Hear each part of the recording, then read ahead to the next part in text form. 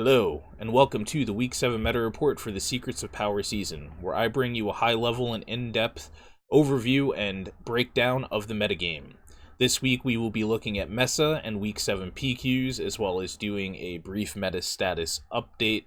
There will be no deeper dive this week, as I am aiming to do those about every 2 weeks or 40-ish PQs, so if you would like to check out the most recent one, please go to the Week 6 video and you can jump to that section with timestamps.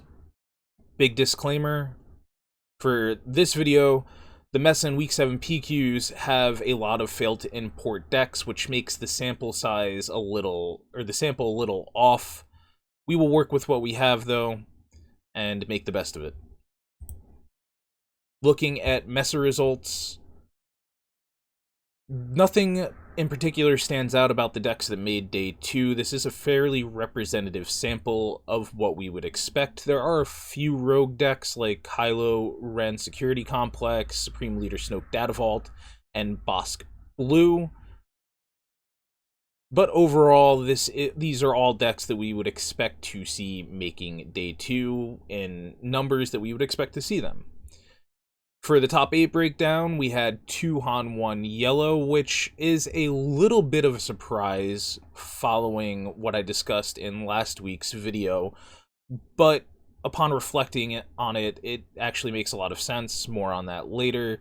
We had 2 Cad Bane Tarkin Towns, 1 Palp Yellow, 1 Han 1 Green, 1 Han 2 ECL, and 1 Kylo Ren Data Vault, with Han 1 Yellow taking first, and Kylo Ren Data Vault taking second.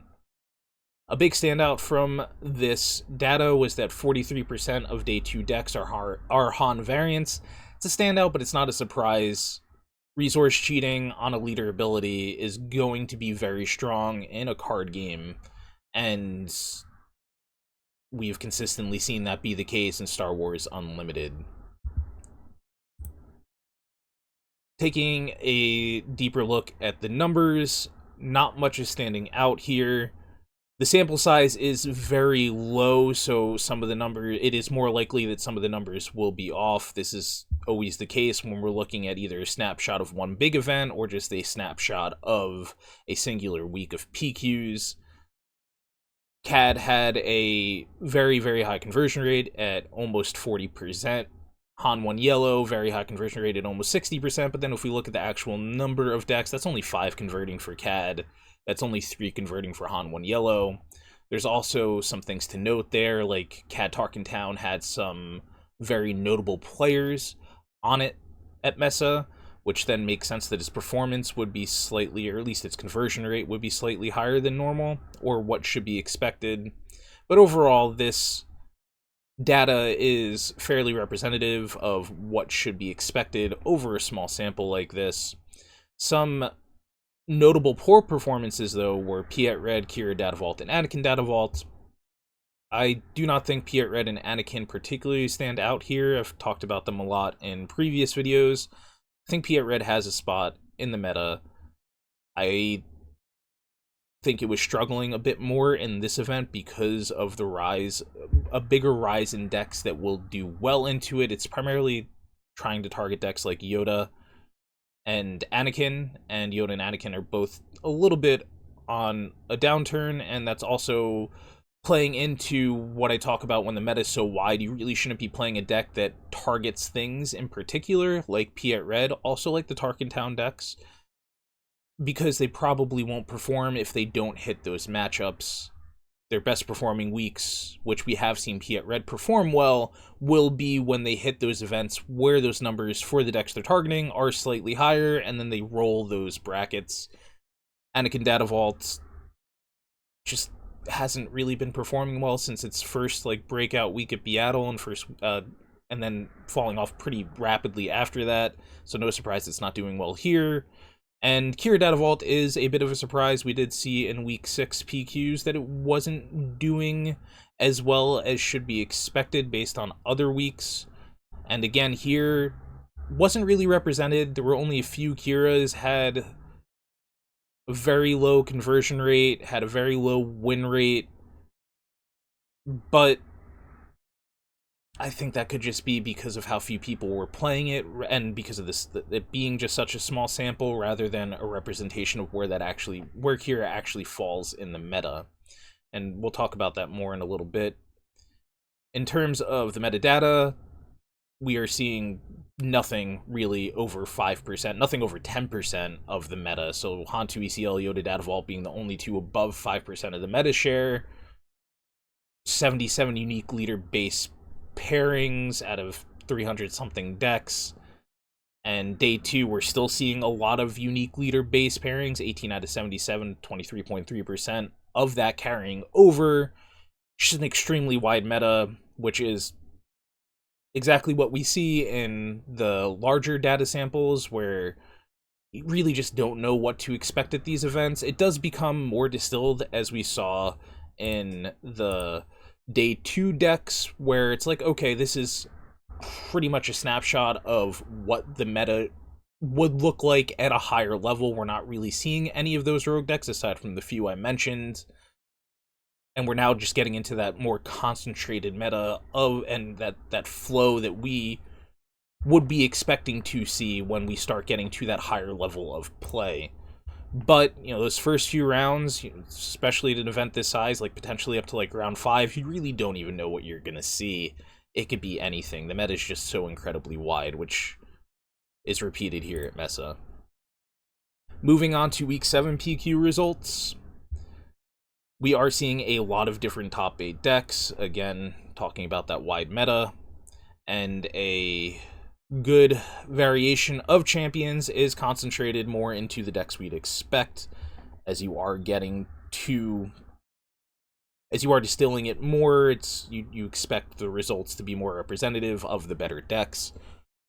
So Yoda Data Vault, Han 2 Blue Force, Han 2 ECL, Han 1.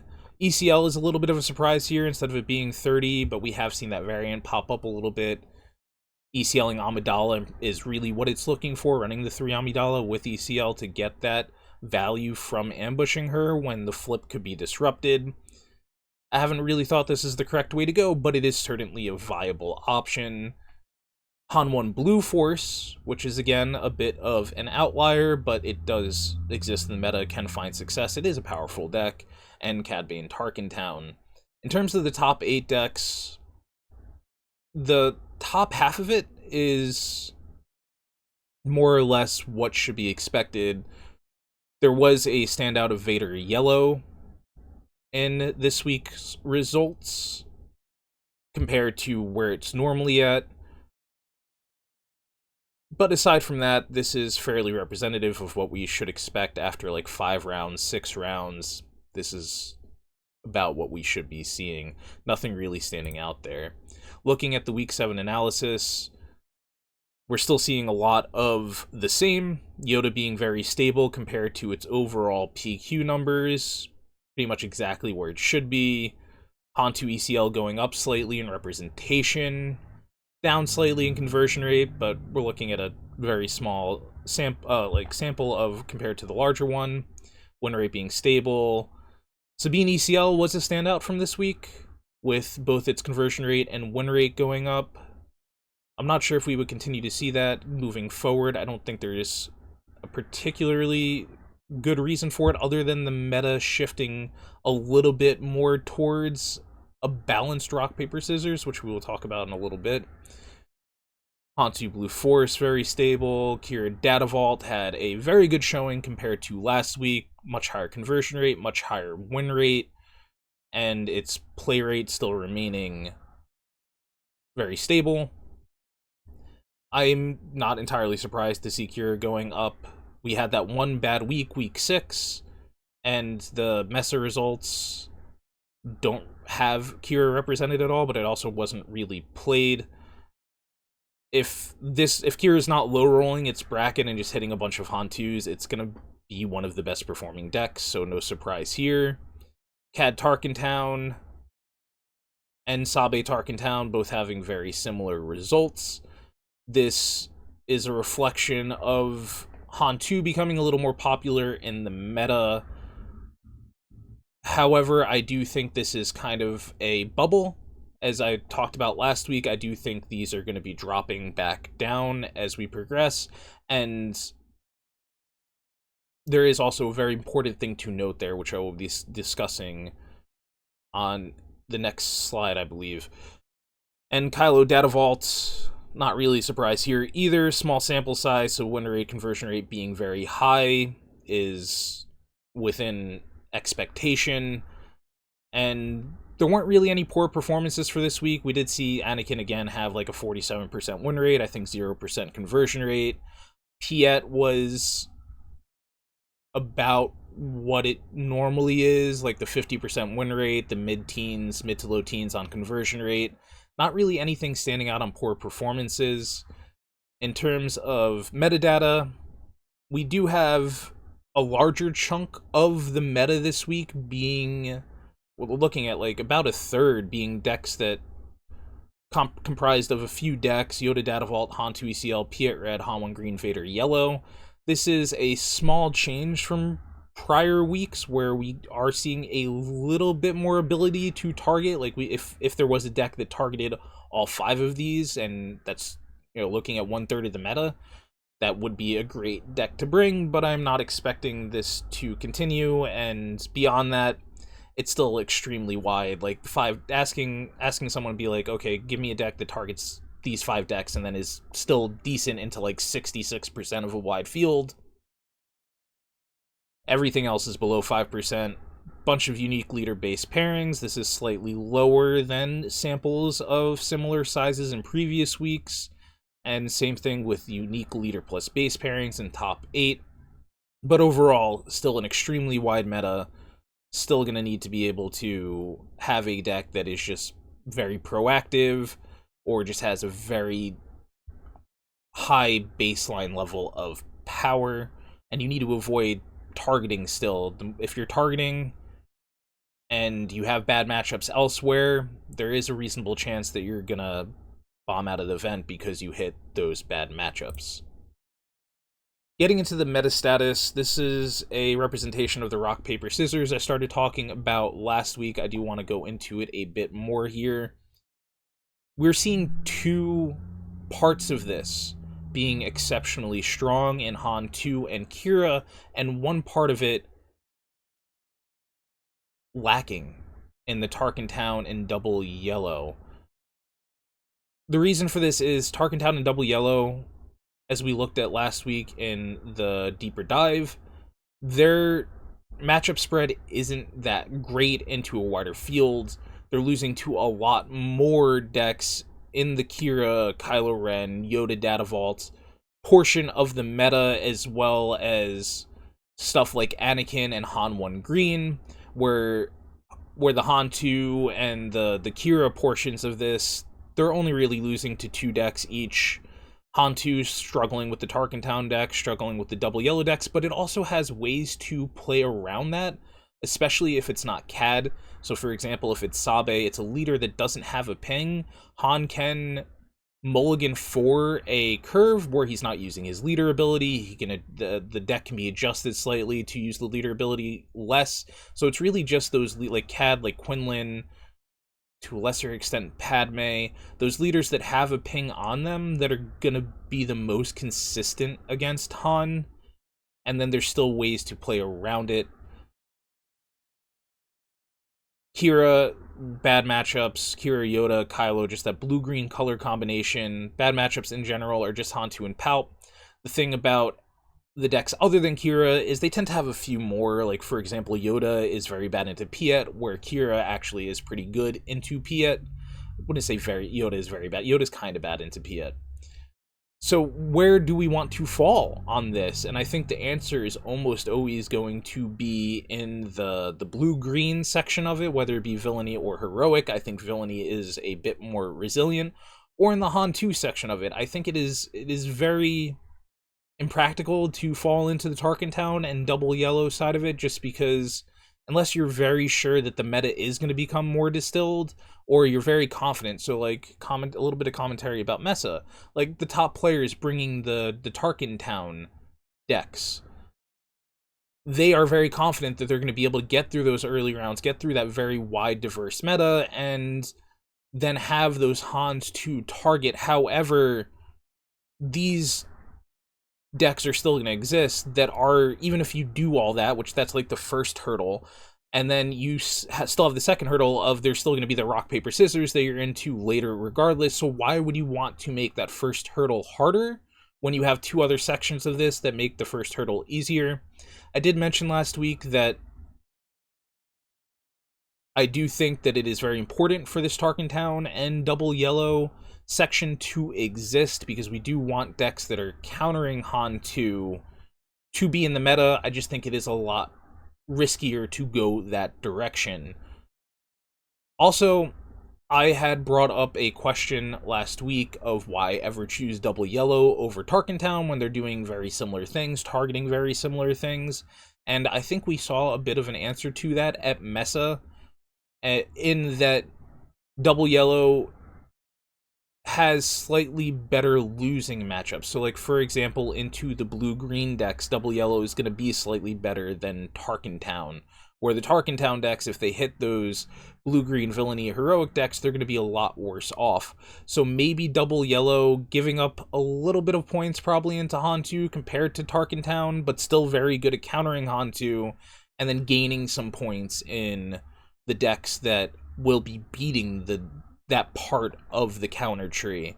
So it could be possible that double yellow is the correct way to lean in this rock, paper, scissors if you're choosing to go for that section of the counter tree. Moving on to a tier list update. There is, this is the week 6 tier list from last week. Please pause if you want to take a closer look. Then moving into the week 7 tier list, there isn't many major changes here. Tier 1 is still staying exactly the same. Tier 2 is changing slightly, with the blue-green villainy deck shifting back up. I had probably overestimated the amount that Hantu, definitely had overestimated the amount that Hantu is going to be oppressing these decks. The meta changes very, very slowly, at least this season it has, so it really shouldn't be anticipated like, oh, Hantu beats these decks, Hantu is very good now, these decks should probably shift down. That's just not the case. The meta is just so wide, and the best played decks are so underrepresented that even though these Tier 2 decks are countered by the Hans in Tier 1, they're still extremely reasonable and potent picks, especially with the rise in the double yellow and Tarkentown decks. Double yellow and Tarkentown decks rising to attack Hantu a bit, but they're a bit less consistent. This is very representative of a very early tier list that I had this season, where it was like 1 beats 2, 2 beats 3, and 3 beats 1, with some small additions and nuances to that. So not much has changed here. Anakin has finally also moved down to Tier 3 based on its continually poor results. Still a reasonable deck, though. In the hands of a very skilled pilot, can still do a lot. Recommended decks, this slide has not changed. This is the same exact slide from week 6 recommended decks. Here, we're always going to want to prioritize experience with the deck, looking to have, like, at least 100, probably closer to 200 games with it, some in-person practice before selecting it, and then if you have the opportunity to get that, like, you're going to want to be looking most likely at the Han2 variants, maybe Kira Data Vault, maybe Yoda Data Vault. I do think Yoda showing a bit more cracks than Kira, so I would probably lean I would lean Kira over Yoda in that head-to-head. And then notable mentions, double yellow joining Tarkentown as decks that I think have a solid spot in the meta, but are a bit more risky. Given the trends that we are seeing, these are a lot more approachable currently, but I am, as I mentioned earlier and last week, I am expecting these to be balanced out a bit more moving forward, and to be the weakest part of that counter tree. My current choice, although I am not playing in any more events for this set, is still Kira Data Vault. I haven't really seen any reason to shift off of it yet. I think it's very strong. It's holding a very strong spot in the metagame. Maybe, as I said last week, if I were to go to an event, I would want to be practicing the Hantu variants, and maybe I would choose one of those, but it would definitely be one of the Hantu variants, if not Kira. So not much has changed here. In closing, I hope you enjoyed this video, and please remember to like, comment, subscribe, and share it if you liked it. That helps me out a lot. McClunky Gaming is offering coaching. There will be a link to our Discord in the description. McClunky has also started producing weekly content on their YouTube channel. Be sure to check that out. It is very good and worth watching. And then I have a few questions for the viewers. So this week I did an unscripted video, which is what I had been doing previously. Last week I had tried a scripted video. I didn't really like the way that came out. For those that have watched this and last week's, is there one that seems better? Would you prefer the scripted? Do you prefer the unscripted? And then the other question of how frequent should that deeper dive analysis be? Is that something you really would like to see every week, or is it something maybe we should be doing like once a month? I am looking for input there. In addition, what else would you like to watch? Like, what kind of content would you like? I had mentioned previously that the biggest thing that I would like to do is gameplay videos, specifically against teammates, not just against Carabas players, because that's not really doing anything, but against like other high quality opponents. That's still something I would like to do. It's been kind of hard to get together and schedule, but hopefully that will be coming soon. And finally, thanks for watching. Thanks for watching. May the cards be with you, and good luck to anyone that has upcoming events.